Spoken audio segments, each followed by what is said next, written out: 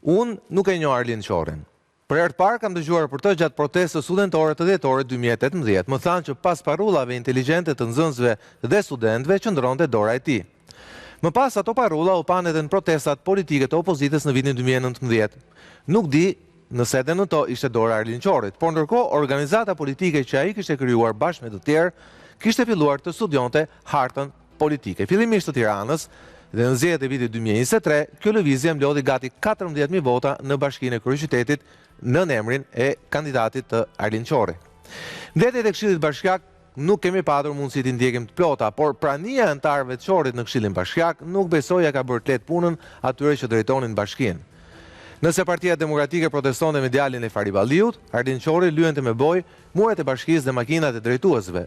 Dikush mund të pyesë se ku është diferenca? Diferenca është se nëse protestat e PD-s, figurat e saj prisin sa të ndizeshin kamerat për të goditur policët, armata e Arlind Qorit ndiqte një taktik tjetër, më egoerilase, më aktive, më agresive, me të rinjtë të reja, por le ta themi, kryesisht me fytyra të reja, që nuk e njihte askush. Arlind Qori nuk duket të ketë ndonjë respekt të veçantë për mediat tradicionale, ndërsa reflekton një venerim pozitiv ndaj vetvendosjes së Albin Kurtit.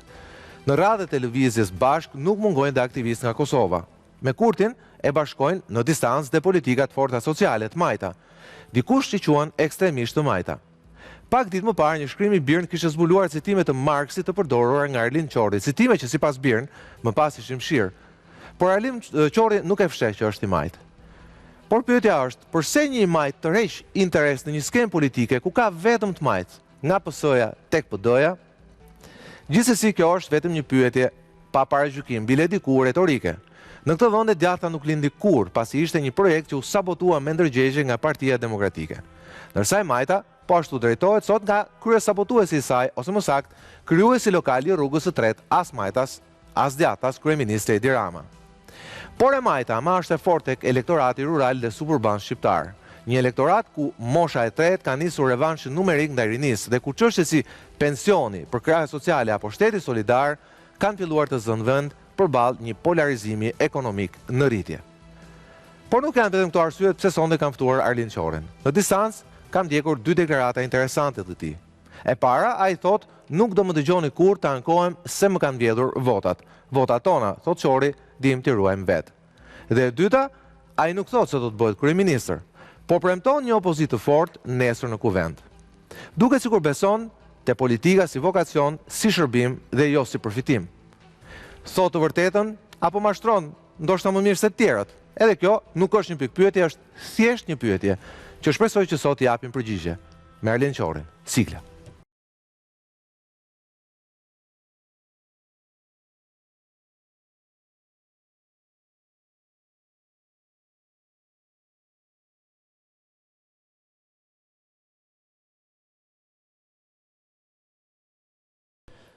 Mirëmbrëma dhe mirë se vini në Real-Story, urojmë se ardhjen në program drejtuesi të lëvizjes bashkë numri 2 në fletën e votimit në 11 maj, zotit Arlind Qori. Arlind, mirëmbrëma, faleminderit që më mëson të shtrenësi. Faleminderit për ftesën. Shoqëri me mua është edhe kolegu im Skënder Mingjozi, mirëmbrëma Skënder. Mirëmbrëma. Zoti Qori, po e nis me tezën e majt, atë që në fakt me Skënderin e bisedojmë edhe jashtë ekranit, shpesh këtu s'ka as mas djathtën e dim si ka përfunduar. E majta ka bazë, po nuk ka përfaqësim pasi sot temi drejtohet nga një person që beson vërtet majtës dhe djathtës. Kjo është arsye pse ju zgjodhët apo është thjesht vokacioni ju edhe personal e majta? Për mua e majta është ide, nuk është përkatësi familjare, nuk është origjinë dhe nuk është marrëdhënie shpeshherë klienteliste, klanore, siç ka qenë her pas here në historinë bashkëkohore të Shqipërisë.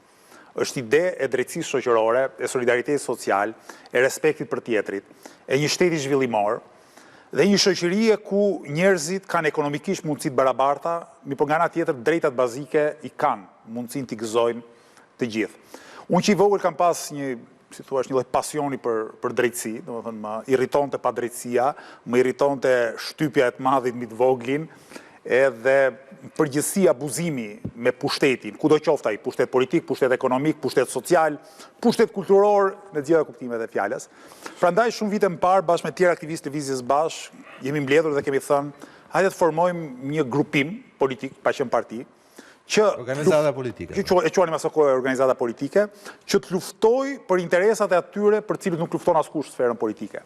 Duke nisur nga punëtorët, nga qindra mijëra njerëz që punojnë për ditë, që paguhen si mos më keq, që punojnë orar pa orar, që punojnë jo vetëm 6, por edhe 7 ditë javës, që punojnë jo vetëm 8 orë në ditë, por nganjëherë 10 orë në ditë apo 12 orë në ditë. Dhe pastaj të mendojmë edhe për të tjera grupe shoqërore të rëndësishme si pensionistët, të rinjt, shtresën e mesme, që ose janë të marginalizuar ose nuk marrin atë që meritojnë. Në dhjetor të vitit 2022 morën vendimin që nuk mjaftojnë vetëm protestat, pavarësisht se protestat kanë bërë të qenë gjithmonë bashkëudhëtare tonat, nuk mjafton vetëm organizimi sindikal, pavarësisht se ne do jemi gjithmonë krah punëtorëve kur ata do duan të organizohen sindikata, po duhet t'u japim qytetarëve edhe një adresë elektorale. Duhet t'u japim qytetarëve mundësinë që të votojnë për një subjekt i cili idetë e tyre, nevojat e tyre, të drejtat e tyre do t'i përfaqësoj dhe brenda institucioneve dhe jo vetëm jashtë institucioneve. Ne kemi qenë dhe vazhdojmë të jemi shumë të mirë në veprimtarinë tonë jashtë institucionale, po besoj që tashmë kemi dhe kapacitetin për të vepruar dhe për të për të artikuluar dhe mbrojtur të drejtat e qytetarëve edhe brenda institucioneve. Një gjë që besoj biem dakord se është realitet, fakti është që këtu nuk ka sindikata. Në këtë vend, pra është një vend që ka një elektorat majt, është një vend ku temi ka pabarazi, ka polarizim, të drejtat e punojësve nuk respektohen, por nga ana tjetër nuk ka sindikata. Pra le të themi, duket sikur një e majt reale, siç ajo që ideologjike, siç ajo ju përkufizuat, duhet ketë mbështetje tek sindikata, por paradoksalisht misioni i një të majtë reale në këtë vend duhet jetë ringrejë lëvizjen sindikaliste. Keni menduar këtë? Pa diskutim. Ne nuk kemi përvojë mbi fjalat të Britanisë Madhe, atë dheu të sindikalizmit, ku sindikatat formojnë Partinë Laboriste. Jo vetëm kaq, zgjedhin sot e kësaj dite kryetarin e saj, pra është vota e tyre që është votë me status. Ai është shembulli i përkryer një lëvizje punëtore që ka partinë e vet dhe sigurisht ajo parti pastaj përfaqëson më gjerësisht se vetë punëtorët. Nuk e kemi këtë shans. Atëherë na duhet që politikisht her pas here të solidarizohemi punëtorët dhe të ngacmojmë organizimet e tyre sindikal. Në Shqipëri nuk ka sindikata të forta, për një arsye shumë thjeshtë. Se sa herë punëtorët kanë tentuar të organizohen, është kelur ligji dhe kodi i punës prej atyre që i marrin punë dhe prej një shteti tërësisht neglizhent. Ne kemi ndihmuar në organizimin e disa sindikatave, mes minatorëve, mes naftarëve, punëtorëve të call centrit dhe fasoneri. E di çka ndodh në të gjitha rastet? Menjëherë sapo është bërë publike lajmi i organizimit sindikal të punëtorëve, pronarët, duke nisur nga oligarku famkeq Samir Mane në Bulqiz, kanë pushuar nga puna krerët e sindikatave. Kjo gjë mes minatorëve, kjo gjë mes punëtorëve të call centrit, kjo gjë mes punëtorëve të fasinorisë. Në legjislacionin shqiptar, të pushosh një kryetar sindikate nga puna është e paligjshme, sepse thot kodi i punës, që të heqësh nga detyra, nga puna një përfaqësues sindikal, duhet marrësh lejen e sindikatës. Në asnjë rast kodi i punës nuk është zbatuar. Punëtorët janë gjyqeve për vite, por në Shqipëri gjyqet zgjasin 10-15 vjet, një ditë mbase do e fitojnë drejtën e tyre, por ndërkohë është dhënë shembull i keq, sepse ndërkohë është dhënë mesazhi punëtorëve mos guxoni të organizoheni. Ka ndonjë rast që kanë fituar? Në rastin e minatorëve të Bulqizës, disa prej minatorëve kanë fituar shkallën e parë gjyqit. Tani derisa të shkojnë në apel kjo punë dhe derisa të marrin dëm shpërblimin, uroj që minatorët të jenë ende në këtë jetë. Pra problemi ynë është se institucionet shtetërore nuk e bëjnë punën e tyre, inspektorati i punës, gjykatët e zvarritin pafundësisht procese gjyqësore për çështjet e punës, dhe në këtë kuptim ai që persekuton punëtorët për një liri kaq bazike, kushtetuese, si liria e organizimit sindikal, nuk i hyn gjem në këmbë. Një nga gjërat që do bëjmë në Kuventin e Shqipërisë, nëse qytetarët do na japin votën, është që do ngrejmë çështjet e punës. Do kërkojmë zbatimin e kodit punës, do kërkojmë nga ana tjetër përmirësimin e kodit punës. Puna është një nga aspektet kryesore të jetës sociale dhe ekonomike të vendit, por punëtorët përveç lëvizjes bashkë nuk flet askush. Nuk flet Edi Rama, madje Edi Rama kur flet, u thot punëtorëve shqiptar ju jeni dembel. E ka thënë hapur. U ka thënë sipërmarrësve, merrni punëtor nga Bangladeshi se këta tanët kur flasin mendojnë vetëm liri demokraci dhe jo si punojnë. Ka thënë po ashtu, u ka thënë investitorëve të huaj, investoni në Shqipëri. Jo se në Shqipëri ka një forcë kualifikuar punëtor, jo se në Shqipëri nuk ka korrupsion, jo. U ka thënë investoni në Shqipëri se fatmirësisht në Shqipëri nuk ka sindikata. Nga ana tjetër, partitë opozitare janë tërësisht verbta dhe të shurtha kur vjen puna tek drejtat e punëtorëve. Po ja marr përsëri shembullin e minatorëve të Bulqizës. Ne protestonin bashkë me minatorët e Bulqizës, heshte Partia Demokratike. Jo vetëm Partia Socialiste heshte dhe qeveria ishte tërësisht në krah të oligarkut, po Partia Demokratike nuk thoshte gjysmë fjale. Mbi një muaj, gati 2 muaj, punëtorët e Bulqizës, minatorët e Bulqizës kanë qenë grevë dhe në protesta, zero vëmendje dhe zero artikulim politik nga partitë e vjetra dhe establishmenti vjetër politik. Me gjatë Arin, më lejo të ndahem me ty në një pikë. Unë nuk është për shumë, në herë djata e të thuhet që të themi vokacioni ideologjik vjen edhe nga origjina familjes e tjerë, po ti më ndihmove me atë që the pak më herët kur the që në fund fare bie politika janë vokacion personal, po nuk kanë lidhje me origjinën. Për shembull, Edi Rama duhet të ishte super i majt, nuk është nga origjina. Unë nga origjina duhet të isha i majt, po nuk jam. Jam liberal, deri diku themi i shoh gjërat pak më djata se sa ju. Dhe me të vërtetën, termi që ju përdorni, unë nuk e përdor, nuk është se e shoh si konotacion negativ, pasi e thënë nga një majt ka sens, por unë nuk i shoh të pasurit si problemin e këtij vendi. Unë shoh qeverinë, me thënë vërtetën. Pra jam te teza e Reganit që problemi është qeveria, nuk janë pasurit. Unë pasurit nuk i shoh si problem për sa kohë ato gjenerojnë të ardhura dhe gjenerojnë punësim. Pastaj e respektojnë apo se respektojnë ligjin, këtu është çështja e autoriteteve. Ju pse keni zgjedhur të hapni një luftë më shumë se sa qeverisë apo establishmentit vjetër politik, keni zgjedhur të hapni një luftë, themi, të pasurve, biznesmenëve të mëdhej, po qoftë një personi që me thënë vërtetën është një nga miliarderët e njohur nga Forbes. Pra, le të themi, pse ju shikoni tek ai dhe përdorni famë keq? Ai është i pasur, okay. Pasuria nuk është një gjë e keqe. Le të bëj një dallim. Qoftë edhe Marksi nuk e quajnë një gjë të keqe. Le të bëj një dallim. Të gjithë oligarkët janë pasur, po jo të gjithë njerëzit e pasur janë oligarkë. Më kupton? Pra nuk kemi hapur luftë, as kemi kundërshti ndaj të pasurve, ndonë se kemi një ide sipas cilës sa më i pasur ti jesh, aq më shumë duhet taksohesh. Po kjo është një ide përparimtare që mishërohet në çdo vend demokratik dhe social të botës sot. Më kupton? Pa ti thuash njeriu që është i pasur, zonjë ose zotëri, në këndvështrimin tonë, duhet paguash çik më shumë taksa për shëndetësinë, për arsimin, mendoj që është korrekte dhe nuk po i shpall luftë askujt. Përndryshe gjithë bota demokratike i bie ti ke shpall luftë pasurve. Ta bëj dallimin. Ne e kemi kundërvënie me oligarkët, që thot me një përqindje shumë të vogël numerikisht, por shumë të fuqishme ekonomikisht dhe politikisht të pasurve. Cilët janë oligarkët? Zakonisht janë ndërtues më të mëdhenj të vendit. Janë ata që janë ekstremisht pasur, janë ata që janë të pasur jo nëpërmjet investimeve produktive, por nëpërmjet zënies së sektorëve monopolist të ekonomisë. Janë ata cilët përfitojnë mbi fjala nga ligje klienteliste, si për shembull ligji investitorëve strategjik, si marrëveshjet koncesionare. Janë ata që marrin lejet kryesore ndërtimit në një qytet si Tirana që është i mbytur, është i mbi ndërtuar, ka një densiteti popullsie edhe më të madhe se Gaza e para luftës. Më kuptoni që ka qenë një nga vendet më të populluara të botës. Pra, ne kundërshtin e kemi me këtë, le të themi, grup të vogël nga pikpamja numerike, po jashtëzakonisht pushtetshëm, që në gjykimin tonë ka kapur shtetin. Korrupsioni në Shqipëri, sipas lëvizjes bashk, ka evoluar. Në qoftë se në dekadat e para ka qenë në formën e rushfetit, pra ti jepje lekë dhe merrje diçka në këmbim, që nga një herë rushfeti ishte kosto shtesë për biznesin, thjesht për të fituar një drejtë që i takonte, po që shtetari nuk ja jepte. Për të hequr atë red tape-in, pra burokracinë, po. Në vitet e fundit, korrupsioni si rushfet është zëvendësuar nga ajo që quhet kapja e shtetit, ku oligarkët kanë fuqi të drejtë për drejtë në bërjen e ligjeve. Ne kemi një rast, Zoti Meta për shembull, gjykohet, ndër të tjera, edhe sepse ligji për minierat në vitin 2014, kur ai ka qenë kryetar parlamenti, është porositur në këmbim të një favori që ka qenë vil nga Samir Mania, një nga oligarkët. Pra, ne kemi shumë shembuj që oligarkët kanë fuqinë që jo vetëm të zënë një pozitë monopolistike në ekonomi, po edhe të bëjnë ligjet. Dhe më lejo të them edhe diçka tjetër. Okej, dakor. Oligarkët në Shqipëri, po ta vini re. Asnjë prej atyre që konsiderohet oligark nuk ka një biznes. Që i konsideroni ju oligark. Që ne dhe shumë tjerë, por jo të gjithë, jo të gjithë konsiderojnë oligark, sigurisht. Asnjë prej tyre nuk ka një sipërmarrje vërtet produktive. Asnjë prej tyre nuk investon në bujqësi, asnjë prej tyre nuk investon në industri. Por ta vini re, të gjithë janë ose ndërtues, ose marrës koncesiones, ose tregtar që zën pozita monopoliste në treg. Nga natyra e vendit, dhe ti mos pretendoni që Shqipëri të prodhohen makina, sepse ky është një vend i vogël. Në Shqipëri mund të mos prodhohen dot makina, por mund të prodhohen pjesë të makinave. Siç ka një investim shumë interesant koreano-jugor në Fier. Unë jam entuziast për atë lloj investimi.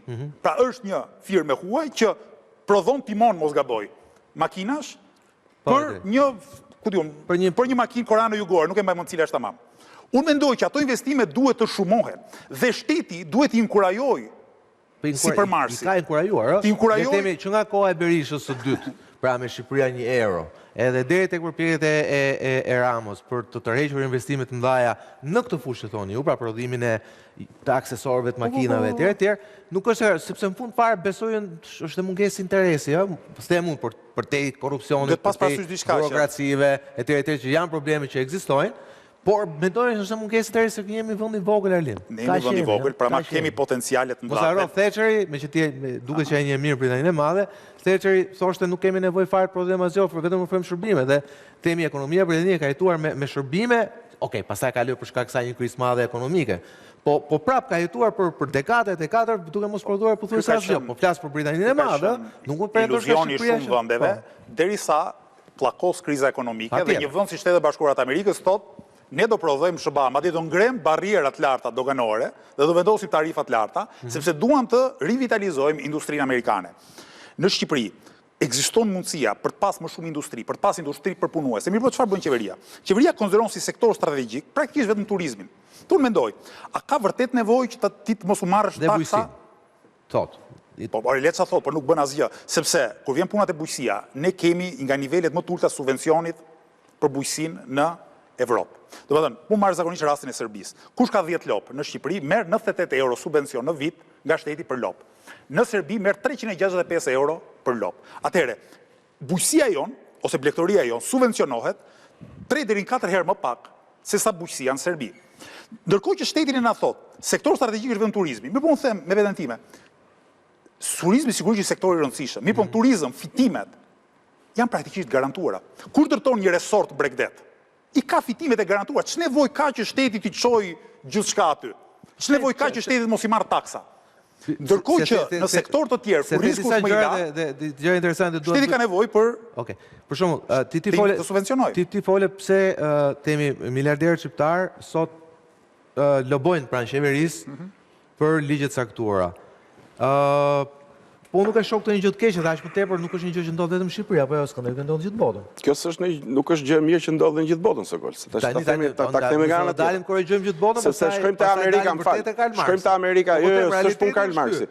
Po shkojmë në rastin amerikan, që është në absurd. Lobistët e Washingtonit janë të famshëm, se si e manipulojnë, domethënë, industrinë e sigurimeve, industrinë farmaceutike, kundër interesave të konsumatorëve, dhe këta janë histori që të dhimbshme dhe që njihen. Janë të dhimbshme, po jo është realitet që ndodh. Jo, patjetër. Kjo nuk do të thotë që nuk ka përfitime dhe vendi. Për shembull, shumë veta thonë, pse u hap tuneli i famshëm, i Llogaras.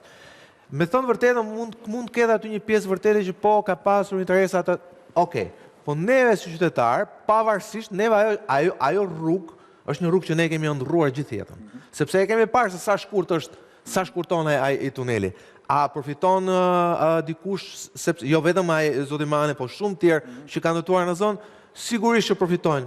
Por shumica jon, them përfshirë dhe ne të tre, jo, ne të dy, se Arlindi tash më shumë politik, ne themi, okay, ne nuk kemi konkurrencë as me X-in as me Y-in, po ne si qytetar e përfitojmë, marrim një përfitim nga Leon ta filloj unë nga pika fundit dhe dal pak dhe tek Arlindi pastaj.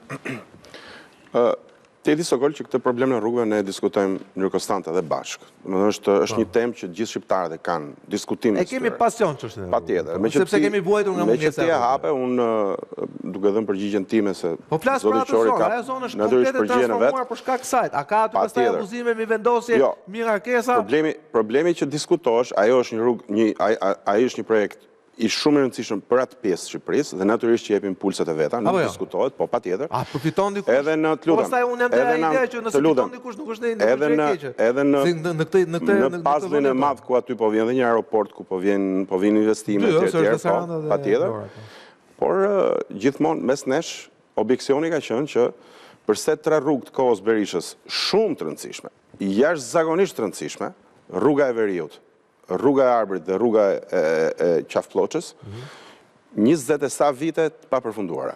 Pra, a duhet kishte një prioritet tillë ku së bashku me këtë vepër të rëndësishme turistike të shiheshin dhe këto tjerat që janë jo më pak të rëndësishme. Nëse nuk bëjmë tani, po patjetër, nuk është debat për rrugët. Se ti vendos në strategjinë kombëtare të zhvillimit të vendit turizmin, ti do shikosh aty ku turizmi Djellë më shumë, desel më shumë, ta sjellim pak më shumë në optikë Sokol. Pastaj jemi të gjithë dakord që duhet kemi gjithë akses barabart, po a e kemi dot apo jo, kjo është çështje tjetër. Po, tani, unë zotin Qori nga ato që quhen Partit Reja, e kam parë gjithmonë si një politikan të ri me të vërtetat e veta. Pra, e kam parë të sinqert në atë që thot, pavarësisht nëse ajo që thot, mund të biesh dakord me të, ose jo. Çështje tjetër, po sa s'ka lidhje me. Besoj se në këtë panoramën e fytyrave të reja që tentojnë të futen në parlament dhe po tentojnë drejt marrjen dhe pushtet politik, besoj se Qori përfaqëson një mëvetësi. Pse? Sepse ndodhemi Sokol, ndërkohë që zotrinjtë e tjerë s'duhet me gjithë janë këtu t'i përmend, ndërkohë që zotrinjtë e tjerë përpiqen të korrigjojnë sistemin që ne kemi. Pra, këtë sistem që ne kemi tani, Qori paraqet një thyrje në këtë logjik. Pra, një ofertë e cila është... Qori të futemi në sistem, pastaj e ndryshojmë. Goxha më e ndryshme. Po të shoh programin edhe ato që thot, ato që propozon. Ndërkohë që të tjerë do t'i shija si zgjatime që tentojnë të korrigjojnë atë që unë e kam quajtur edhe në këtë panel shumë herë, si një partitokraci e cila ka krijuar një situatë kokë poshtë ku partia e djathtë flet në mënyrë hipokrite për do të marrësh me sindikatat apo për varfrin dhe drejtat e punëtorëve, kurse partia e majt është drejtuar rreth interesit financiar, interesave të pushtetit, ka 12 vjet që qeverisë Shqipërinë dhe me thënë drejtën, bashkë kemi thënë me shaka, pa shaka në emisionet tona, që ka shumë pak të majtë brenda kësaj partie të majtë që qeverisë Shqipërinë. Për mendimin tim të paktën. Po elektorat majtë ka ama? Elektorati natyrisht, sepse elektorati Sokol vuan problemet cilat kërkon t'i zgjidh. Vuan për një Shqipëri e cilat ketë një ndërgjegje sociale. Unë mendoj se për shkak kësaj partitokracie 30 vjeçare, ajo që është goditur më shumë në Shqipëri është vetdia e shtetit dhe shoqërisë shqiptare, dhe këtu dalim nga sindikatat e tjerë, studentët, gjithë këto komunitete njerëzish, është humbur ajo që quhet vetdia sociale. Do të thotë, jo vetëm janë dëmtuar ose monetizuar marrëdhënie deri dhe raporte familjare për shkak të futjes interesave financiare, por entitetet të tëra janë dhënë pas interesit duke harruar solidaritetin dhe duke harruar në fund ditës se ka njerëz cilët kanë nevojë, ka njerëz cilët duan vëmendje, ka njerëz cilët janë të padukshëm dhe ne e dim si gazetar që jashtë studiove tona, jashtë redaksive tona ka gjithmonë një Shqipëri e cila e ka shumë të vështirë të futet aty brenda. Mua më pëlqen që Arlind Qori është nga ata politikan që kësaj Shqipërie që është totalisht në hije, do t'i japi një zë. Kërkon t'i japi një zë dhe kërkon tjetë edhe ai zëri i saj. Kjo mua më pëlqen. Pastaj, seti, jo, nuk ka problem komplimentat. Mund të vazhdojmë, lutem, ti them edhe diçka, po ja them jo thjesht me që të duk si shumë e sheqerosur, por sepse e besoj, bët një debat për oligarkët. Unë e besoj ndryshe nga Qori që oligarkët diktojnë politikën. Unë kam frikë se politika i ka pjell njerëzit me para, sepse ne kemi pasur politikan edhe kur s'kemi pasur pasanik. Madje, politikanët më të ngrysur, që dignin fillim gazetat, pastaj zgjedhjet dhe pastaj edhe Shqipërinë, ne kemi pas pa prezencën e këtij komuniteti. Unë kujtoj, kur kemi botuar të ndjerin në media, Marcel Skëndo që arriti, me që u përmend Forbesi për Samir Mane, që arriti dhe u regjistrua në tatime si milioneri i parë shqiptar, milioneri, ishte një ngjarje që e morën gjithë gazetat, mesin e viteve 90. Dhe kemi pasur atëherë, patjetër, dhe kemi pasur atëherë pra një shtatmadhëri partish politike ku njëra fuste në burg tjetrën, tjetra dilte rrugëve dhe bënte protesta politike, por nuk e kemi pas të komunitet që ta orienton të politikën. Natyrisht ky lindi me Kaliningrad. Origjina e problemit është politika. Unë them, origjina e problemit është politika e cila toleron të pasurit, zhyt edhe gishtin tek ata me interesa financiare, le ta themi, dhe në fund ditës, ajo, edhe ato ligje që duket sikur shpiken për X-in, Y-in e tjerë. Do politika dhe i bën, jam i bindur, po të mos dojnë, nuk i bën. Po unë e marrë ndryshe them, një personi që fiton shumë, nuk mund të tush pse fiton kaq shumë. Absolutisht patjetër. Se mund të bashkojmë debatit tuaj, se ishte goxha interesant. Këtu ka dy teoritë mundshme. Një që oligarkët janë klient të patronëve të tyre dhe patronët e tyre janë pushteti politik, dhe një tjetër, që është teza e lëvizjes bashkë, se oligarkët tashmë e kanë kapur sistemin politik. Është e vërtetë që në fillimet e veta ashtu ka qenë, se ne kemi pas njerëz të pushtetshëm përpara se të kishim njerëz të pasur. Në vitet 90 për shembull. Patjetër që Sali Berisha apo Fatos Nano kanë qenë më të pushtetshëm vetëm politikisht, por edhe në kuptimin e ndikimit të bizneseve të mëdha. Jo ka diçka. Fakti që politika ka qenë më e pushtetshme se oligarkët dikur nuk do të thotë që kjo ka përqen gjithmonë e vërtetë. Sepse unë mendoj që midis vitit 2005 dhe 2013 ndodh ky transformim. Nuk e vë dot gishin tamam ku. Pse? Sepse ata që quhen biznesmen të mëdhenj, që në fillim kanë qenë nën sqetullën e politikanëve të mëdhenj, bëhen aq të pasur, pastaj bëhen dhe pronar media, dhe ndërtuese kështu me radhë, saqë në fillim pavarësohen dhe pastaj dal nga dal kanë kontroll mbi elitën politike. Marrëdhënie klienteliste ekzistojnë sot në Shqipëri, më lërni ta mbaroj. Ekzistojnë për shembull në administratën publike. Po urrëzua patroni, ministri, kryeministri, merr me vete të gjithë klientët e vet. I lë pa punë, drejtor në punë ose kështu me radhë. Çfarë ndodh në këto vite midis 2005 dhe 2013-s? Ata më të pasurit e vendit, oligarkët, bëjnë aq pushtetshëm saqë rënja e pushtetit politik dhe ndrimi i pushtetit politik nuk i merr ata me vete. Të gjithë emrat kryesorë të oligarkisë ekonomike sot në Shqipëri kanë qenë të tillë dhe para 2013-s. Dhe nuk i ka hyrë gjëm në këmbë nga rrëzimi i Sali Berishës dhe ardhja e pushtetit i Ramës. Një faktor tjetër. Po ama kjo është në kontradikt me atë që thua ti, sepse nëse ti thua që këta u ngritën nga qeveritë dhe u mbrojtën nga qeveritë, këta pastaj u bën kaq të fortë, po ata le të jenë të fortë, në fund fare më mirë të kemi një klasë biznesi që nuk varet nga politika. Po nga ana tjetër, edhe ti përjashtosh faktin, po ti dëgjosh edhe biznesmenët jashtë arit. Flasin ata shikojnë tek shteti një partner. Pra, shikojnë tek shteti një partner në punën e tyre, sepse ata nuk kanë luftë me shtetin. Ata janë luftë për fituar sa më shumë para, edhe duke ata kërkojnë partner për të shkatruar një park, për ngritur një kull, kjo nuk është në të mirën publike. Nëse kërkojnë partner për evazion fiskal, kjo nuk është në të mirën publike. Ajo që duhet ju them unë, a mund të bëj një pyetje lutem? Ja ta mbaroj dhe deri pyetja. Po them edhe që midis këtyre viteve, oligarkia ekonomike nis të fuqizohet deri në pikën saqë unë mendoj për interesat e tyre, jo për të emëruar drejtorin e postës, sa aty vazhdon të jetë shumë i pushtetshëm pushteti politik. E fiton e përsin ndaj pushtetit politik. Nga ana tjetër, imagjinoni një moment sikur në zgjedhjet e ardhshme të fitoj Sali Berisha. Dhe të zëvendësoj Edi Ramën. Ju mendoni do hyjë një gjëm në këmbë oligarkëve kryesorë të vendit? Përkundrazi. Jo. Këta, Sali Berisha i fton edhe ndasëm, më kupton? Edi Rama i merr përshëtitje, Sali Berisha i fton ndasëm. Pra, tashmë ata janë aq të fuqishëm. Po ti ndërkohë e hap luftë?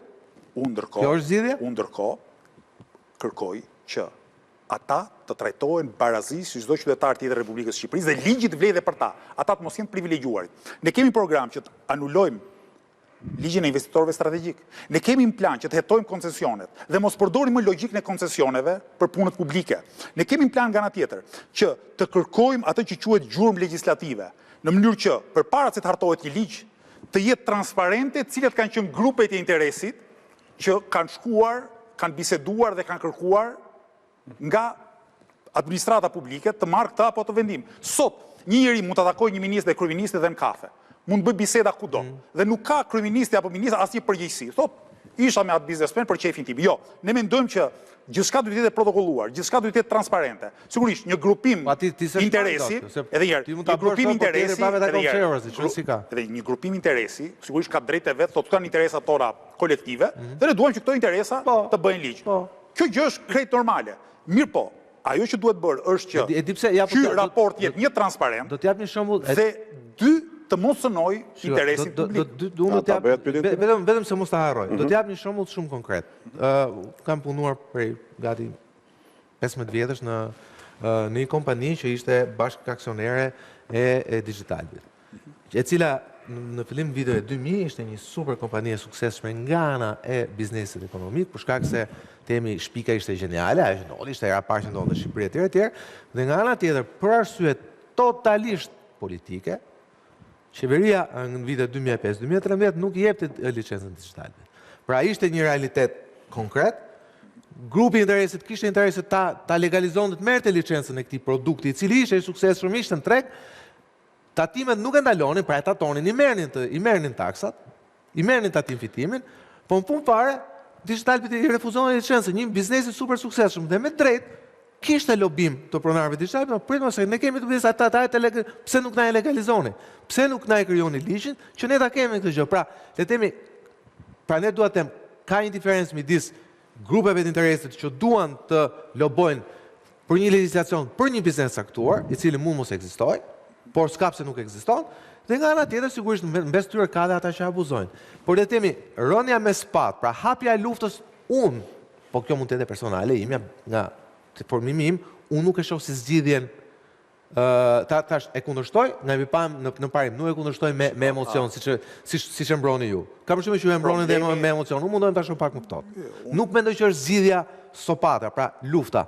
Te biznesi i duhet shikosh një partner që duhet të respektojë rregullat, që duhet të respektojë ligjet që sigurisht i bën ai që qeveris, sepse ai përfaqëson vullnetin e shumicës. Kjo është demokracia, këtë kemi zgjedhur, por ama dhe biznesi ka drejtën e vet që të kërkojë hapësirat e veta, apo jo? Kuptimin e përgjithshëm, supermarketet e shëndetshme. Ti futesh në emra konkret, unë flas për mënyrë përgjithshme. Ne bëjmë një dallim midis biznesit dershëm, biznesit produktiv dhe atyre uzurpatorëve të jetës ekonomike që kanë pushtet ekskluziv ekonomik në sektor të caktuar, bëjnë ligje, fitojnë privilegje, marrin mbështetje ekonomike të padrejtë nga shteti, u falen taksat, pa qenë nevojshme diçka e tillë. Ne bëjmë këtë dallim. Madje, mos harro diçka tjetër.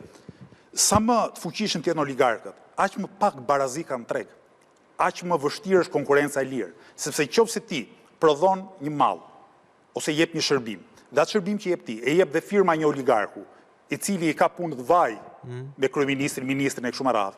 Firma jote e ndërtuar me mund, me sakrifica, sigurisht do të falimentoj. Dhe sa biznese falimentojnë në Shqipëri, jo se i mund logjika e tregut e konkurencës, po sepse i mund lidhja e shkurtër midis oligarkëve, atyre që dominojnë sektorët e caktuar ekonomisë dhe shtetit. Po i marr një shembull tjetër. Sot në Shqipëri norma më e lartë e fitimit është sektori i ndërtimit. Po të investosh në një sektor produktiv, në bujqësi apo në industri, ke një normë fitimi në vit diku te 7-8%. Po të investosh në ndërtim, shkon 2 fish, 3 fish, nganjëherë edhe 10 fish. Dhe ku mendon që do investoj një person që ka para? Ja, po ta kishte dorë Lëvizja Bashk, do bënte diçka shumë thjeshtë. Marrim rastin e Tiranës. Brenda Unazës madhe Tiranës nuk jepen me leje ndërtimi. Pik. Nuk jepen me leje ndërtimi sepse Tirana ka një densë të patolerueshme dhe sot të ndërtimeve. Dhe shtrohet pyetja, këta që tashmë kanë kapitalin dhe që nuk do të çajnë dot më, duke zaptuar fusha, duke prishur shtëpi tradicionale për të ngritur kulla. Ku do investojnë? Ka rrugdalje. Është bujqësia, është industria, janë shërbimet inteligjente dhe jo vetëm ndërtimi. Do t'i kapitalin, është Dora e Zezë Adam Smithit. Po Dora e fshet ndjes. Pastaj dalim tek pyetja e Karl Marxit. Dora e fshet e Smithit është një figurë shumë interesante, por fatkeqësisht në Shqipëri nuk funksionon sepse në Shqipëri është ajo që the ti. Është Dora e fshet ose Dora e Zezë të një shteti të korruptuar, që praktikisht thot ti këtu e ke fushë dhe hapur, ti këtu mundet të cënosh interesin publik pa pikën e problemit, ti këtu mund të fitosh privilegje të pa merituara. Ne duam një shtet transparent, ne duam një shtet i cili përmes politikave orienton investimet. Pra çdo shtet në botë ka politika të orientimit të investimeve. Pra varet çfarë. Po e ka orientuar shteti. Ti thjesht ndërton Tiranë. Shteti ynë këtë thotë. Pastro paratë e pista duke ndërtuar në Tiranë. Pastro paratë e pista duke ndërtuar në Bregdet, në mënyrën më shkatrimtare të mundshme. Për sa i përket ekuilibrave mjedisor dhe modelit të qëndrueshëm të zhvillimit. Ajo që ne duam të bëjmë është të orientojmë investimet drejt bujqësisë, industrisë dhe shërbimeve. Si mund ta quash ti një biznes që pastron para, kur në bazë të ligjit që ekziston sot, taksat që i paguhen pushteti lokal, taksat paguhen paraprakisht. Dhe çdo lloj themi 11%. 11%. Çdo lloj ndërtuesi kalon nëpër filtrat e pastrimit parave të tjera. Pra, le të themi, pastaj dalim te ideja që mos besojmë asgjë që ndodh të shtet. Kjo është pastaj është një teori me cilën unë nuk jam dakord, nuk kam qenë dakord, dhe kam qenë kritik ndaj Berishës si kryeministër, se në momentin që ne fillojmë dhe minojmë besimin e qytetarit tek çdo institucion të shtet, pastaj kështu gjë ka mbaruar.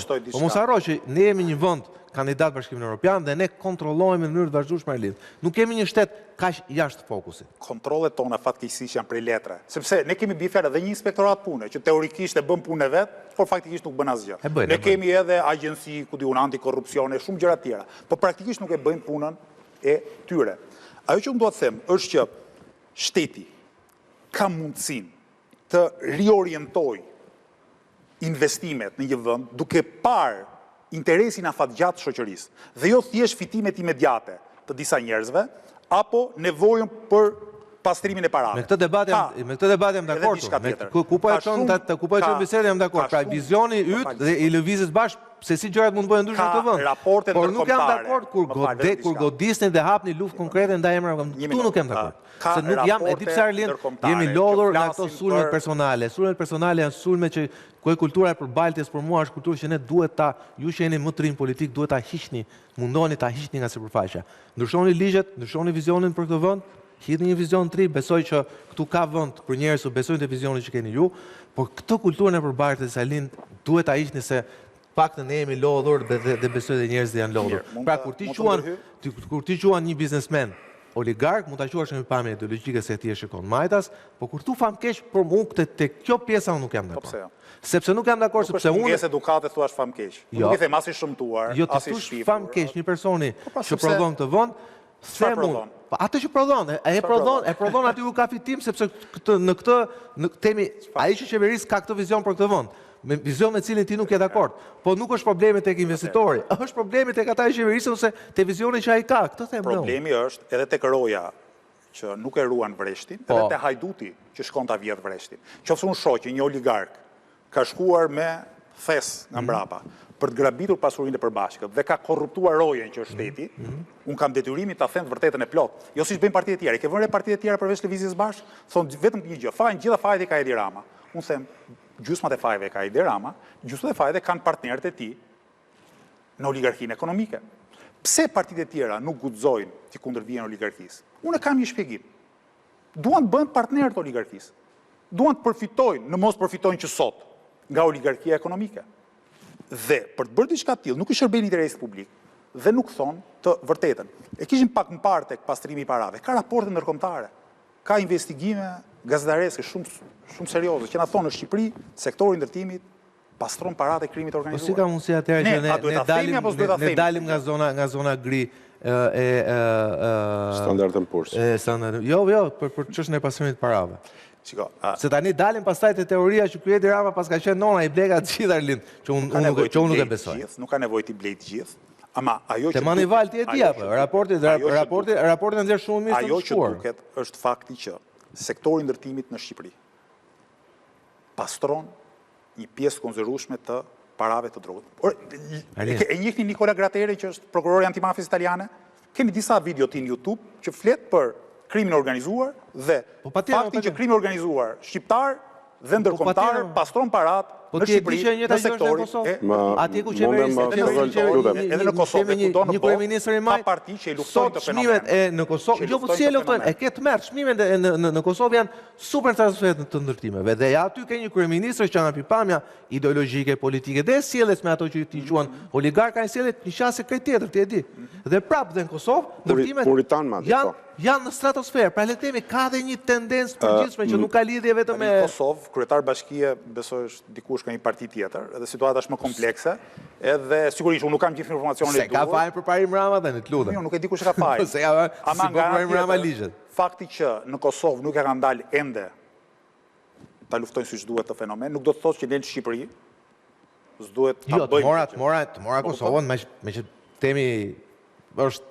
pjesa tjetër jona. Se s'po marrë as Greqinë, as Maqedoninë, po s'po të marrë as Malin si ku çmimet janë stratosferë. Në vitin 2023, statistike fundit, rroga mesatare është rritur 9%. Çmimi mesatar i apartamenteve është rritur 24%. Si ka mundësi? Si ka mundësi? Po ja mund të t'japun një ide. Po të shohësh ata që blejnë apartamente me fluturime low cost, me rritjen e turizmit, me rritjen e interesit të disa vëndeve lindore të veriut, duke fillu nga Polonia, Ukrajina, etj. Që ne e dim shumë mirë, Shqipëria është bërë një parajse vogël edhe e çmimeve tulta, sepse Malin e Zi e dim se si është. Kroacinë e dim është dhe më të merë se të merri. Vëndet perëndimore pastaj rrotull, ato janë format tjetër, po më stabilizuar. Kështu që po të shkoni sot, plazhin e Durrësit ose në Sarandë të shihni, Gjeni realitetet tilla për shkakun që unë më ka qelluar dhe jam habit, domethënë, si ka mundësi 12 familje serbe, domethënë, nga kati 10 deri në kat parë. Më ka qelluar realisht duke pirë kafe. Dëgjoj dhe ma kap veshi. Ç'ne? Zmadhohet tavolina. Pastaj prap. Dhe më thonë që këtu është gjysma pallatit që kanë ardhur vinë 2 herë në vit me makina nga ku e diun se nga. Dhe kalojnë pushimet. Pastaj Ukrainas, pastaj Polak, pastaj emigracioni Arlind që po kthehet dhe që do të investoj diçka. Pra, ka shumë faktor. Dgjoj. Se faleminderit që ma dhat fjalën, tash mos ndërprit më. Po do ndërpres të shkoj publicitet. Pse tani erdhi. Patjetër, publicitet dhe fjalët deri te pas pak.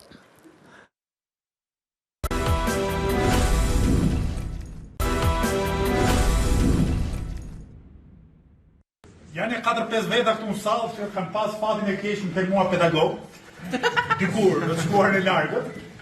Edhe besoj e mbaj mend që unë kur hyja nëpër seminare, u thoja studentëve që seminari për sosur është ai ku unë nuk flas pothuajse fare. Sepse të gjithë janë përgatitur, flasin, diskutojnë, edhe pedagogu thjesht shpërndan fjalën. Një parti e përsosur është ajo ku kryetari nuk flet fare ose flet shumë pak, ne po ja dalim të krijojmë një parti të përsosur me kandidatë shumë të mirë. Rikthehemi në studion live me Arlind Qorin, po do të jap fjalën Skënderit me që ndërpreva, po Skënder po ta het topin diku tjetër me që kritika jote kryesore ndaj partive treja që kanë kryetar por nuk kanë antar. Ndërkohë zoti Qorin nuk kanë drejtues tjerë.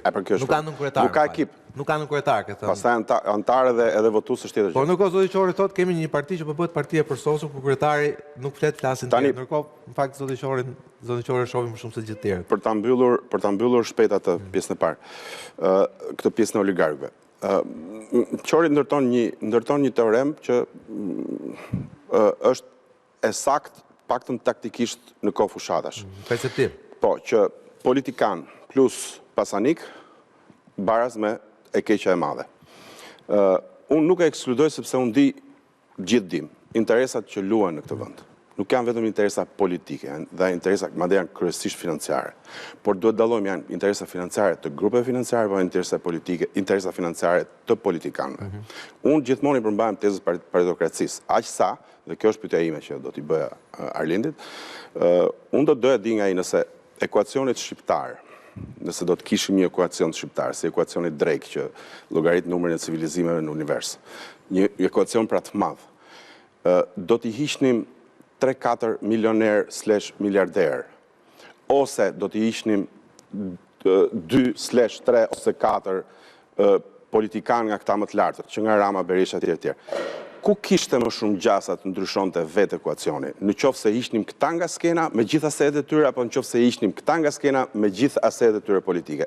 Unë mendoj, po ta jap përgjigjen time modeste, unë mendoj që është rasti i dytë. Pra, Shqipëria ndryshon nëse ikin këta persona që përbëjnë elitën e sotme politike. Kjo është premisa më e madhe.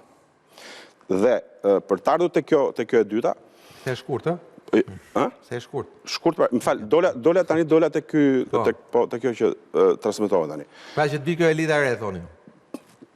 Pesimizmi im lidhur me partitë e reja është se më shumë se sa projekte të mirëfillta grupi që përbëjnë një ofertë politike, dhe duket pra si një panel që ka shanse të mësy dhe të sfidoj në mos pushtetin një numër mandatesh që quhen dinjitoze, po them parlament, këto janë projekte të suksesshme personale dhe që kanë premisa për të bërë diçka më tepër. Nuk mendoj që këto zgjedhje janë zgjedhjet e tyre. Pra nuk është radha e tyre si thot Berisha, është radha jonë.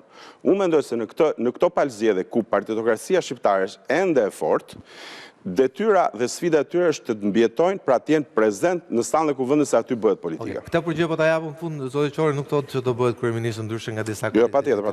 Këtë do ta njohim. Analiza juaj, unë mendoj është saktë për çdo përveç lëvizjes bashkë. S'ka problem. Ka një specifik lëvizja bashkë. Jo vetëm historia jonë, mënyra si organizohemi, solidariteti i brendshëm, po edhe një fakt i thjeshtë. Nëse nga ato 11 parti janë flet në votimit, nëse në ato 11 parti, secila prej tyre do fitonte vetëm një deputet. Ai deputet kishte për qenë kryetari i partisë, në të gjitha rastet. Nëse lëvizja bashkë do fitojë vetëm një deputet, ai deputet do quhet Redi Muçi. Pedagog, inxhinier, aktivist dhe njëri shumë i përgatitur në lëvizjen bashkë. Unë do jemi dyti në listën e Tiranës të lëvizjes bashkë. Do mendoj që ky është një shembull i emancipimit politik. Pra nuk është një manovër që nëse fiton ai do japi dorëheqjen në viniu. As bëhet fjalë. Dhe kjo Arlind do të jetë zgënjyese për 95% atyre që ndjekin sot lëvizjen bashkë. Nuk besoj. Dakor? Nuk besoj sepse kjo është parashikimi. E testoj dhe në terren. Pa pas asgjë me zotrin dhe i uroj më të mirën, por ajo që po thosha në atë partitë identifikohen aty ishte fjala ime mbas 2 orësh prezantim programit lëvizjes bashkë, ku se kisha marrë ende fjalën. Ishin kandidat kryesor për deputet të lëvizjes bashkë. Po. Është juaj, nuk është se e kam montuar unë. Jo, dakor, po transmetimi është i plot. Në 2 orë prezantim programit lëvizjes bashkë janë kandidat për deputet lëvizjes bashkë dhe persona që kanë punuar për programin lëvizjes bashkë. Dakor? Që kanë folur shumë më tepër se unë. Unë kam marrë fjalën në fund dhe kanë folur vetëm 3-4 minuta. Dhe po them, kjo është qasja jonë për politikën. Kur kryetari nuk e zë gjithë skenën. Tani sigurisht, ju në këtë rast, zoti Balla, për të bërë këtë emision, i bie shkurt, se thot që t'jem i sigurt, ftoj figurën me profil më të lartë. I bie shkurt dhe 20 tjerë si zoti Balla dhe si unë. Jo, nuk është e vërtetë. Jo, zotin Balla dhe tjerë kolekti që në rast parë unë do të ftoja zotin Qorin. Po patjetër, po normal, patjetër, po patjetër. Po themi.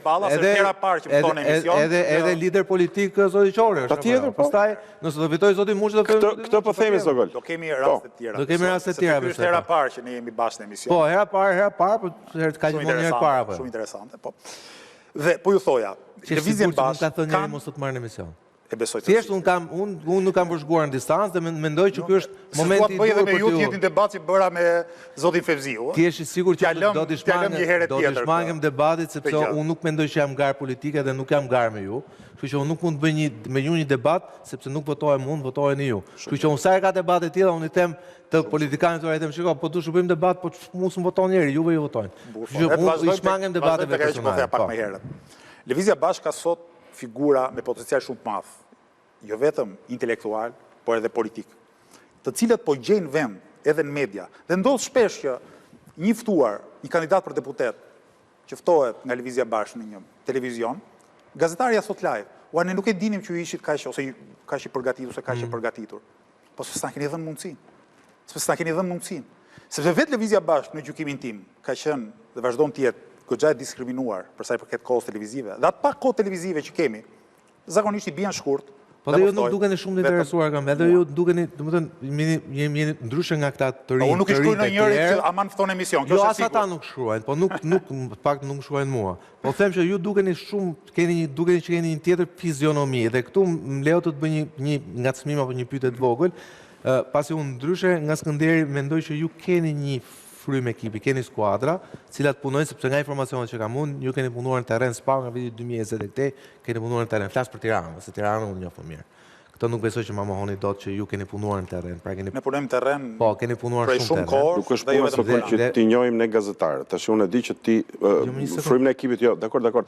Ajo që unë thash për të qenit vetëm, më thonjë të krerëve, është që nuk kanë pas mundësinë dhe unë e di që hera parë është shumë e vështirë, sepse nuk keni marrë votat. Ta dini që është cinike kjo që po them. Ta dini që kur të merrni votat, do t'ju luten. Që dilni, që t'jeni etj. Sepse kështu ndodh gjithmonë. Sfida është marr vota pak ose kanë marrë shumë më pak se ne, kanë 10 fishën e pranisë tonë në media. Pra dakord. Jo këto panel. Tani nuk e di. Jo këto panel. Tani unë flas për zoti Qori, ju përmendën pak e di pse e përmenda faktin që ju punoni në terren sepse ju keni taktikë shumë ngjashme me taktikën e vetvendosjes në Kosovë. Pra vetvendosja në Kosovë filloi me protestat, gati 15 vite më parë ose diçka më shumë, se mos gaboj me datat, bëri të famshme nga vetë, pra bëri zborin, dhe më pas bëri protestat dhe sot është në qeverisje. Më duket mua pa ju e keni një farë venerimi në distancë me qoftë nga pamje ideologjike, po jo vetëm, edhe si funksionon vetvendosja. Bile dikush më tha mua, kam përshtypjen që edhe bashkëpunojnë bashkë. Kuptimin e organizimit. Unë kam respekt për lëvizjen vetvendosje në Kosovë dhe për Albin Kurtin. I njoh shumë herët, i njoh ndoshta që nga viti 2012-2013.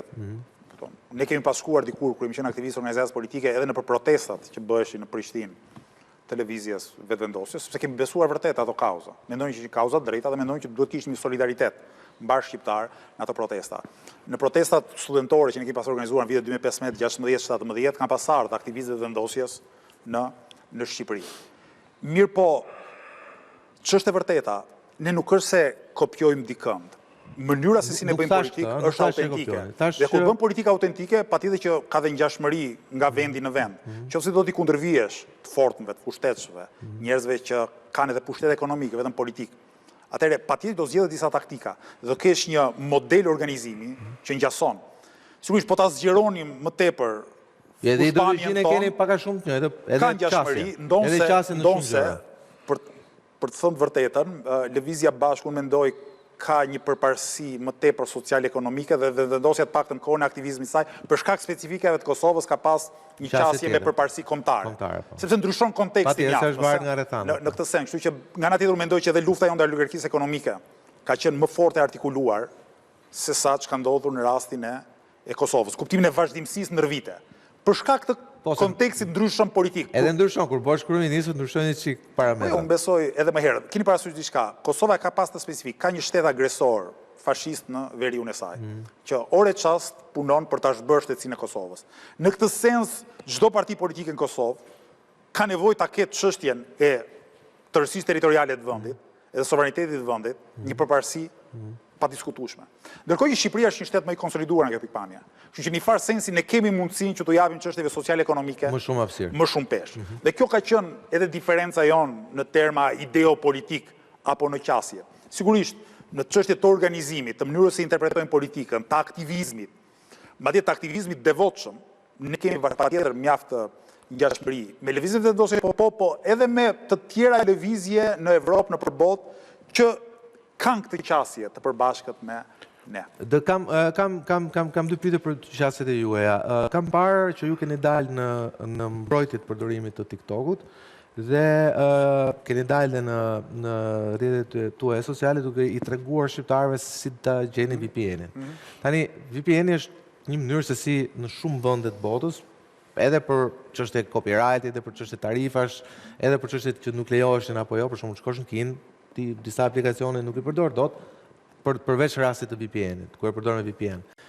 Por, pyetja ime është, në çdo rast, përdorimi VPN-it është në kufit e lishmërisë. Është në kufit e lishmërisë. Pasi këtu ka internet provider, ata e fusin internetin, ka një rregullator ligjor e tjerë. Kur ti bën thirrje dhe po të drejtohem ty sepse e thotë zoti Berisha, po zoti Berisha thotë për arsye të tjera. Kurse besoj që ju e thoni për një arsye tjetër. Megjithatë, themi lëvizja juaj ndonjëherë shkon aq majta sa që rrezikon të shkelja të vinë në hall dhe të kuqet të lishmërisë. Mendoni që kjo është rruga e dur për një person i cili për një lëvizje e cila pretendon dhe kërkon pikërisht rikthimin e ligjit dhe barazinë e gjithkujt para ti? Le ta nisim nga kjo. Përdorimi i VPN-it nuk është i palishëm. As në Shqipëri as në vende të tjera. Tash në kufit e lishmërisë. Sa kohë nuk është i palishëm, është i lishëm. Se nuk ka alternativë. Diçka ose e shkel ligjin ose nuk e shkel. Nga ana tjetër mendoj që mbyllja e TikTokut nga qeveria është një akt i rënd censure, që cënon shprehjen e lirë të mendimit politik dhe e bën shumë pabarabartë garën politike. Ne në rrjetet sociale kemi gjetë hapësirën që nuk e kemi gjetur në mediat tradicionale. Kemi gjetë publik mjaft të gjerë. Adresa ime në TikTok mund të jetë ndoshta adresa e dytë për sa i përket popularitetit pas asaj të Edi Ramës.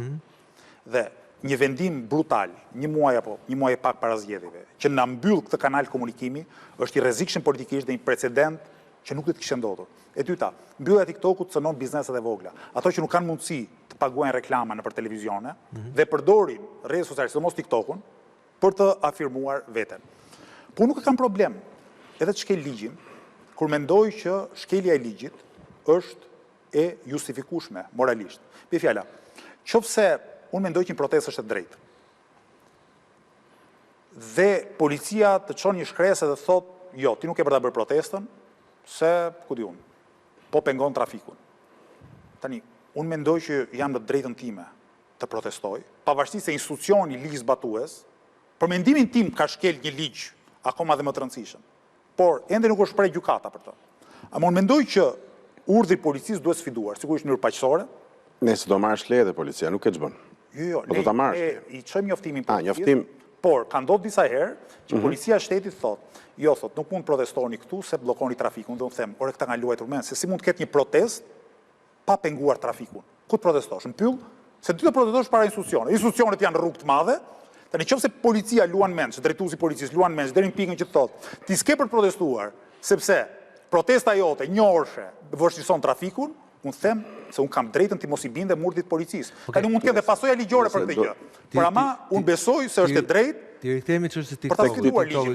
Ju thoni që TikToku është censur politike dhe mund shihet në kuadrin e afrimit të zgjedhjeve si një gjë që mund të kufizojë aktivitetin politik, duke filluar nga rasti juaj si shtat vet, pasi ju themi as nuk ju preferojnë mediat tradicionale si shtat ju, as ju vetë nuk keni një farë respekti për to. Por, leta themi që... Kam respekt për gazetarës, kam respekt zakonisht për pronarët e mediave. Aty s'kam shumë respekt, me thonë drejtën. Nuk besoj se fyeni në këtë rast. Unë mendoj që çdo njeri mbi 40 vjetë është përgjegjës për fytyrën e vetë. Kështu që unë jam përgjegjës vetëm për fytyrën time dhe për integritetin tim, dhe sigurisht e për institucionin ku unë kam punuar, jam munduar gjithmonë të përcjell gjithmonë gjë në frymë. Pra që të ketë sa më shumë integritet, edhe kur të thuan një të vërtetë me zë të fortë, sigurisht duke respektuar të tjerët. Megjithatë, ky është më shumë provokim.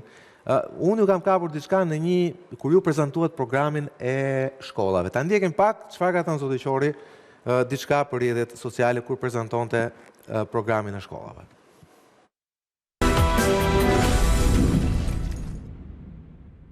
Mbarojnë fëmijët shkollën 11:30-12:20? Ku dhe? Në shtëpi. I mbajnë gjysherit, gjyshet, ose një nga prindit nuk shkon punë. Çfarë bëjnë në shtëpi? Para celularit. Çfarë mësojnë celular? Degradim. Degradim është celular. Pra, ju e thoni që celulari është degradim, sidomos për fëmijët. Pra i bie që në këtë pikë, qeveria ka pasur drejt. Për fëmijët. Për fëmijët. Jo sidomos për fëmijët. Po pra, dakor, për fëmijët. Se unë bëj dallim midis fëmijëve dhe rriturve. Dhe ju keni 2 fëmijë, unë kam 3, Skënderi ka 1, ka dhe fëmijën e unë bëj dallim midis rriturve dhe fëmijëve. TikToku nuk është mbyllur vetëm për fëmijët, është mbyllur për të gjithë. Unë po them çata qeveria. Po s'mbyllet dot ndryshe. Arlind, e dini që të gjithë sondazhet që kemi parë, tani ju do më thoni që janë të manipuluara, tregojnë një fenomen.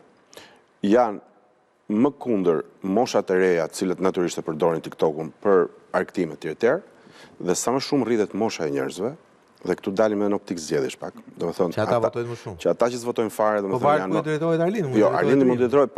Problemi është dakor, po patjetër. Dhe kjo shumatoria e madhe pastaj del që të paktën unë që kam parë, mbas ngjarjes së Fanoli, natyrisht ke drejt thua që Rama e shfrytëzoi për të tjerë gjëra ngjarjen e Fanoli dhe kjo pastaj është përdorim. Por jo se njerëzit janë dakord. Në vetvete sondazhet që kanë dalë për TikTok kanë qenë të gjitha negative. Do thotë kanë qenë në favor të mbylljes TikTokut. Dhe jo me pak përqindje. Nëse mund t'ju përgjigjem. Për mua, kur diçka është e drejtë, duhet bërë pavarësisht se është antipopullore. Edhe sikur të gjithë qytetarët e Republikës së Shqipërisë kërkojnë mbylljen e TikTokut, unë do them, është e drejtë liria fjalës dhe edhe sikur të them që më jo popullore në botë. Nuk intereson, do kërkoj të drejtën. E dyta, kam bërë dallim midis fëmijëve dhe të rriturve. Dhe unë nuk mendoj që qasja me fëmijët është një qasje ku duhet hyj shteti, që të marrë shteti celularin nga dora. Unë mendoj që shteti do të krijojë mundësinë fëmijëve të rrinë sa më gjatë në shkollë. Ne në programin tonë kemi atë që quhet edukim me kohë të zgjatur, që kur mbaron mësimin orën 11:30 apo 12:20, fëmijët mos kthehen në shtëpi dhe të rinë gjithë ditën mbyllur me celularin dorë, se fundja çdo bësh, por të kenë mundësi të rinë dhe disa orë tjera në shkollë, ku jo vetëm të bëjnë detyrat, të hanë një vakt ngrohtë, po të bëjnë dhe kurse sportive artistike. Dhe nga tjetër kërkojmë gjallërimin e jetës publike. Sepse kanë shkollat private, e kanë këtë. Shikoni diçka, sot fëmijët rrinë para celularit dhe janë të ekspozuar dhe nga efektet negative të celularit, sepse nuk kanë mundësi tjetër. Kur prindrit mbarojnë punën, o do shkojnë kafe, o s'kanë ku shkojnë tjetër. Sepse fusha nuk ke. Para nuk ke që, jo të gjithë kanë para që të blejnë kohë dhe aktivitet sportive apo kulturore për fëmijët e tyre. Këtë gjë do ta bëjnë institucionet publike. Pa që siguronin fëmijëve alternativ ndaj përdorimit tepruar të celularëve. Dhe unë këtu bie dakord që ekspozimi i fëmijëve ndaj celularit, rrjeteve sociale, në mënyrë tepruar është i rrezikshëm. Po zgjidhja nuk është censura. Zgjidhja nuk është ta mbyllësh për të gjithë. Zgjidhja nuk është thuash ti rivali im politik, Ke dy shtete super zhvilluar europiane që sot kanë nxjerrë ligje që i ndalojnë përdorimin e rrjeteve sociale për 9-14 vjeç. Po për fëmijët. Po pra. Shumë mirë. Ndërkohë ti po thua këtë, pra prapë edhe ata me ligj po e zgjidhin, ëh? Po jo për territorin. A e dini cilat vende e kanë ndaluar tërësisht TikTokun? Amerika ishte njëri prej tyre deri para se të vinte Donald Trump. Po për arsye gjeopolitike është tjetër gjë. Jo për arsye të degenerimit të rinisë, siç po thonë. Jo, duan ta blenë shkurt fare. Po, duan ta blenë. Janë vende autoritare dhe diktatoriale. Vetëm lexoni janë 12-13 vende në botë që kanë ndaluar TikTokun. Asnjë nuk është vend demokratik. Si ka mundësi ne, para roja e kujdesit, bëhemi bashkë me vende si Korea e Veriut? Rama do të thoshte gjën që ti sapo the, duke të përdorur atë që ti the, gjën e drejtë duhet ta bësh edhe kur pjesa më emancipuar e botës nuk e bën. Po pse unë e ti mos tani po përdor sipas ti. Shiko, si thua që alkooli nuk duhet përdoret nga fëmijët, prandaj të rriturit nuk duhet blen alkoolin në dyqan. Se po e blen alkoolin në dyqan dhe çuan në shtëpi, ekziston rreziku që ta marrë dhe fëmia alkoolin dhe ta pi. Jo them unë. Duhet ndaluar blerja e alkoolit nga fëmijët, drejt për drejt, dhe duhet ndihmuar prindrit që të mos i ekspozojnë fëmijën ndaj alkoolit. Po jo të ndalosh ti blerjen apo përdorimin e alkoolit. Ky është prohibicionizëm. Tani të lutem. Është i rrezikshëm. E fundit fare. Ta thash që Rama e futi mbylljen e TikTokut në kontekstin e fushatës elektorale, këtu unë bie dakord me ty. Problemi është që ka dhe një shtrezim tjetër të cilin ai e përdori. Është njëri i cili me sondazhet merret jo pak, siç e dim, dhe që nuk e bën një hap në qoftë se një muaj para zgjedhjeve ky hap i heq vota dhe nuk i jep vota. Unë mendoj që ai ka parë ka një tendencë dakord. Na mbyll gojën ne. Nëse na mbyll gojën ne, patjetër automatikisht ai është avantazhuar. Me një gur dy zogj, ju vrau ju jeni zogu parë dhe i dyti janë ato sondazhet të cilat janë në favor të mbylljes. Prandaj po i përmend se nëse Rama nëse ati do t'i rezultonte që duke u mbyllur gojën ju mund të krijonte një pak kënaqësi te një masë shumë e madhe njerëzish që do të ishte më e madhe se sa ajo që do ta aprovonte, ai nuk do ta bënte këtë gjë. Okej. Këto janë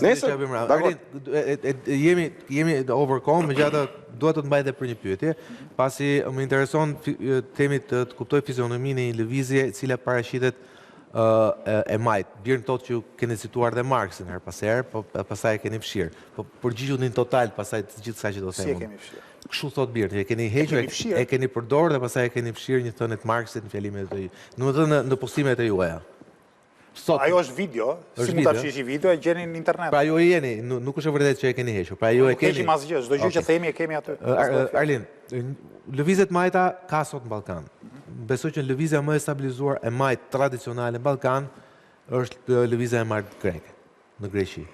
Që po marrim një vend me mund të themi demokraci normale dhe të zhvilluar.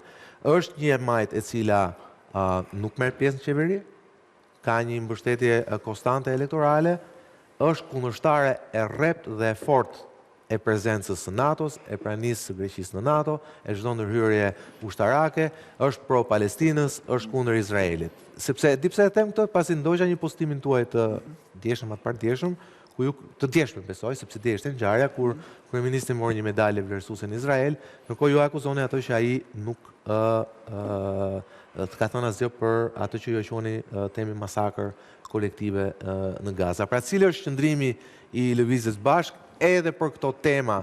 Pse e them këtë? Sepse jemi një vend specifik, siç e majta në Kosovë e Albin Kurtit është e majt në opozit që ishte me sens nacionalist dhe patriotik, që nuk ka sens apo jo, sepse majta është internacionaliste. Ndërkohë e majta juaj, cili është qëndrimi juaj për këto tema? Temi janë madhore, krahasuar me agjendën që ju keni në përgjithësi. Greqia nuk është shembull i duhur për t'u marrë. Në Greqi mund të ketë ndoshta një 70-80 parti të majta, shumica prej tyre garojnë kush më ekstreme nga tjetra, e kupton? Që nuk është shembull. Për shkak të historisë atij vendi, diktaturës ushtarake, influencë amerikane me le të marrim qendrimin e lëvizjes bashkë. Kemi në programin ton, edhe në programin e qeverisë, edhe në manifestin ton. Ne jemi shumë të lumtur që Shqipëria është NATO. Shumë të lumtur. Sepse kjo ka të bëjë me interesin kombëtar të Republikës së Shqipërisë. Ne duam që Shqipëria të antarësohet në Bashkimin Evropian. Po të antarësohet me dinjitet, me forcat e veta, më kupton? Duke kryer reforma që na përmirësojnë jetën. Dhe jo thjesht plotsojnë ato tiket, kutizat me tiku në fjalë.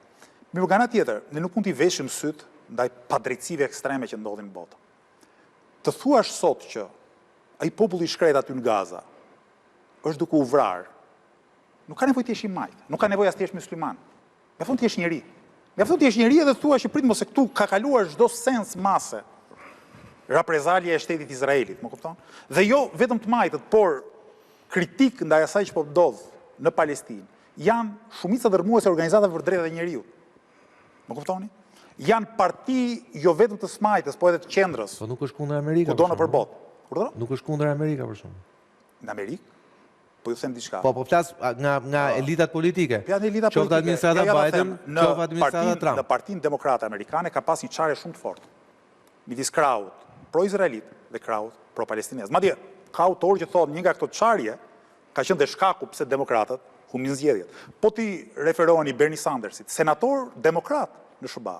Dhe udhëheqësi i asaj që mund të quhet krahu i majt. I pavarur, le të themi, okay. Jo, ai kandidon si pavarur. Po jo, mbështetur nga Partia Demokratike. Po është kandidon si pavarur, Demokratike Amerikane. Pra ka një lloj aparësie. Ka qenë disa herë kandidat për të bërë kandidat për president nga Partia Demokratike Amerikane dhe është sot nga të gjithë si dhe një nga partnerët e Joe Bidenit në qeverisje, pra nuk është njëri që gjunde me gur. Jo, patjetër. Po kupton? Sanderistët, i quajmë kështu, në administratën e Bidenit, kanë pas poste të rëndësishme në administratën e punës. Shumë politika e sociale. Vendimarrësit në dy partitë e mëdha kanë qenë filo-izraelit, kokë dhe këmbë. Po, dhe po të them, në Partinë Demokrate. Armët për vrarë 70.000 palestinez i merrnin në Amerikë. Dhe po në SBA kanë ndodhur protestat më të fuqishme. Po. Kundra asaj që po ndodhte. Po nuk ndryshon dot politika. Partia Demokrate në Amerikë ka qenë e ndarë, ka pas skizëm brenda. Po humbi votat Michigan në zonja, vetëm sepse mbajtja atë qendrim që mbajtin ndaj Izraelit. Ata që kundërshtonin nuk kanë qenë thjesht lunatik të ekstrem. Nga komunitetet muslimane. Kanë qenë njerëz që kërkojnë diçka shumë thjesht. Kjo që po ndodh është e patolerueshme. Dhe sigurisht ne si Shqipëri nuk mund ta ndreqim botën, nuk është se kemi fuqinë ta zgjidhim atë konflikt, por kemi mundësinë, kemi qendrim dinjitoz. Më kupton? Zoti Rama mirë bën që del me foton e pengjeve që ka marrë Hamasi. Dhe Hamasi është një organizatë terroriste. Dhe ato pengje duhen liruar sa më parë. Po ti nuk mund të veshësh syt nga 10 mijëra të tjerë civil të pafajshëm që kanë vdekur nga ajo që shteti i Izraelit ka bërë dhe vazhdon të bëjë. Ti nuk mund të thuash kjo gjë nuk ekziston. Do thënë, si mund të shkosh në një vend dhe të veshësh komplet syt nga ajo që po ndodh? Jo, nuk është e vërtetë. Lutem, më fal, nuk do ta mbroj Ramën, por Rama tha diçka e cila në momentin aktual kërkon guxim politik që të thuhet. Më fal.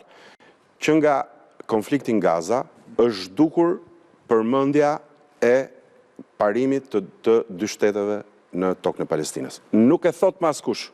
Në Amerikë ai tha unë do ta bëj Gazën resort, presidenti aktual, komplet i çmendur.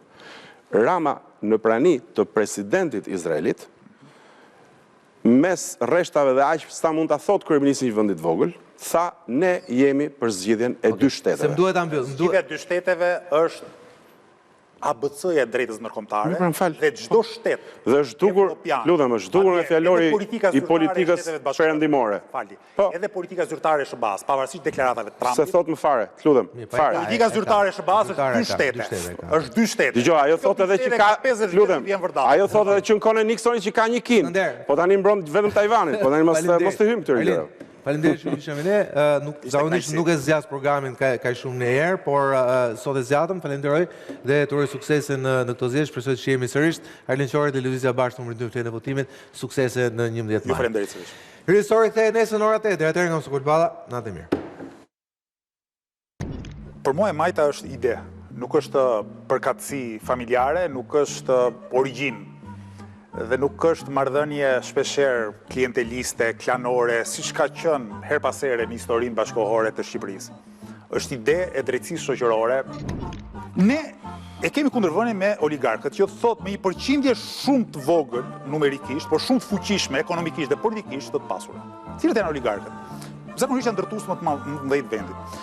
Janë ata që janë ekstremisht pasur, janë ata që janë të pasur jo nëpërmjet investimeve produktive, por nëpërmjet zënjes së sektorëve monopolist të ekonomisë. Gjina e problemit është politika e cila toleron të pasurit, zhyt edhe gishtin tek ata me interesa financiare. Është e vërtetë që në fillimet e veta ashtu ka qenë, se ne kemi pas njerëz të pushtetshëm përveç se kishim njerëz të pasur. Në vitet 90 për shembull. Patjetër që Sali Berisha apo Fatos Nano kanë qenë më të pushtetshëm, jo vetëm politikisht, por edhe në kuptimin e ndikimit të bizneseve të mëdha. Jo ka diçka. Fakti që politika ka qenë më e pushtetshme se oligarkët dikur nuk do të thotë që kjo ka përqindje gjithmonë e vërtetë. Ata më të pasurit e vendit, oligarkët, bëjnë aq të pushtetshëm saqë rënja e pushtetit politik dhe ndrimi i pushtetit politik nuk i merr ata me vete. Të gjithë emrat kryesorë të oligarkisë ekonomike sot në Shqipëri kanë qenë të tillë dhe para 2013-s.